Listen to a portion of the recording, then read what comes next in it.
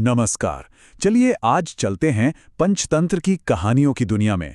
आज हम एक बहुत ही जानी मानी कहानी सुनेंगे जो सदियों से सुनाई जा रही है। कहानी का नाम है धोखेबाजी का फल। ये कहानी है एक चालाक सारस की और हाँ, कुछ भोली भाली मछलियों की। अच्छा, कहानी में आगे बढ़ने से पहले एक सवाल है जिस पर सोचना बनता है। क्या झूठ बोलकर या धोखा देकर कभी किसी का भला हो सकता है?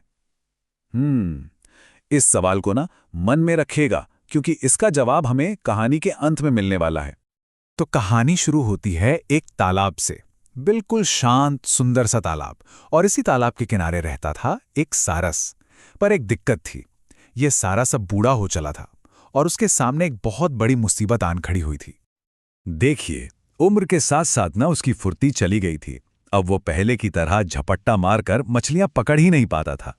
सोचिए, जैसे ही वो अपनी चोंच पानी में डालता, मछलियां सर से इधर उधर भाग जाती। अब बेचारा भूखा सारस करे तो क्या करें? पेट भरने का कोई तो जुगाड़ करना ही था। और बस यहीं से उसके शैतानी दिमाग ने काम करना शुरू कर दिया।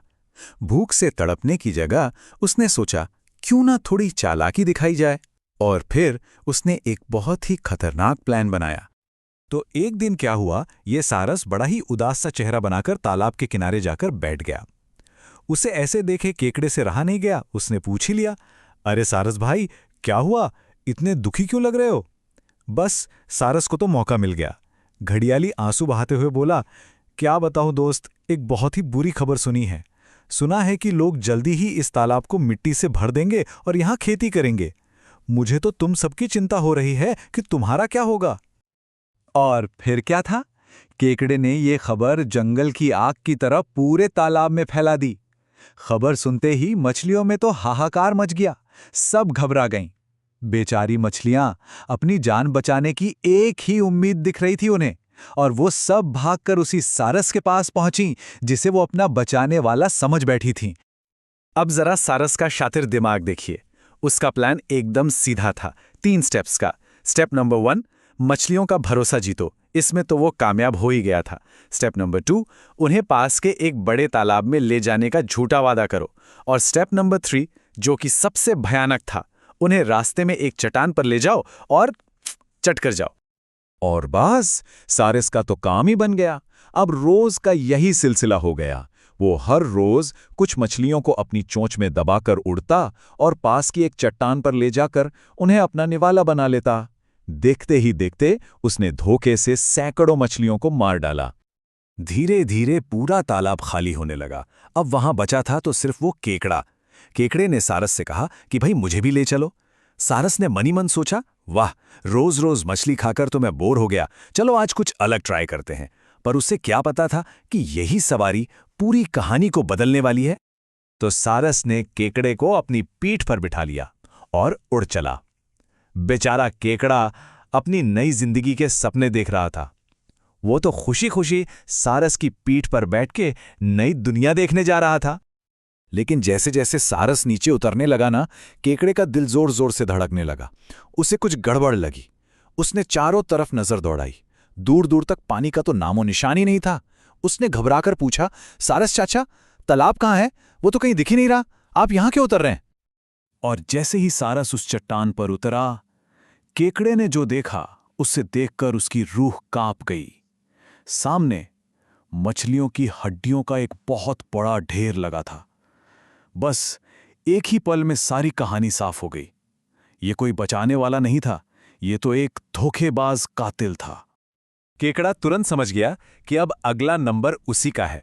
मौत ठीक सामने खड़ी थी, लेकिन उसने हिम्मत नहीं हारी।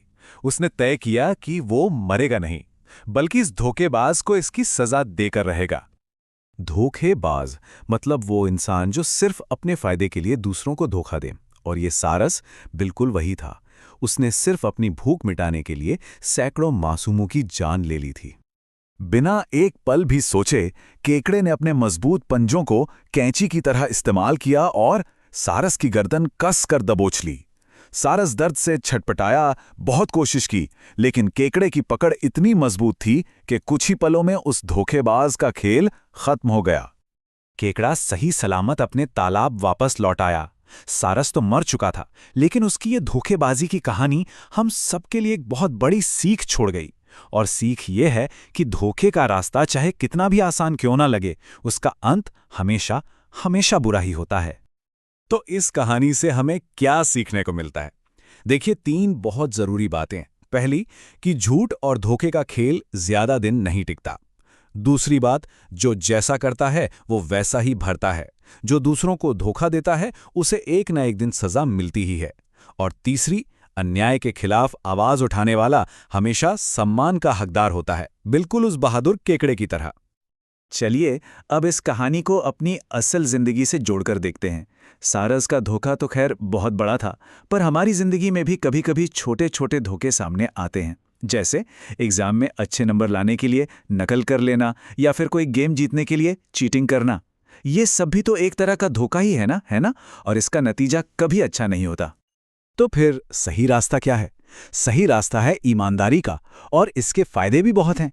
जब हम ईमानदार होते हैं ना, तो सब लोग हम पर भरोसा करते हैं, हमारी दोस्ती सच्ची होती है, झूठी नहीं। और सबसे ज़रूरी बात, जब हम सच बोलते हैं तो हमें अंदर से बहुत अच्छा महसूस होता है, एक अलग ही खुशी मिलती है। तो चलिए अब वापस चलते हैं अपने पहले सवाल पर। क्या धोखे से कुछ अच्छा हो सकता है? नहीं, धोखे से शायद थोड़ी देर के लिए कोई जीत मिल जाए, पर असली और आखिरी जीत हमेशा सच्चाई और ईमानदारी की ही होती है। तो अगली बार जब भी कभी कोई मुश्किल चुनाव सामने आए, तो एक पल रुककर ये जरूर सोचना कि ईमानदारी का रास्ता शायद थोड़ा मुश्किल लगे, पर आखिर में वही सही मंजिल तक क्यों लेकर जाता है।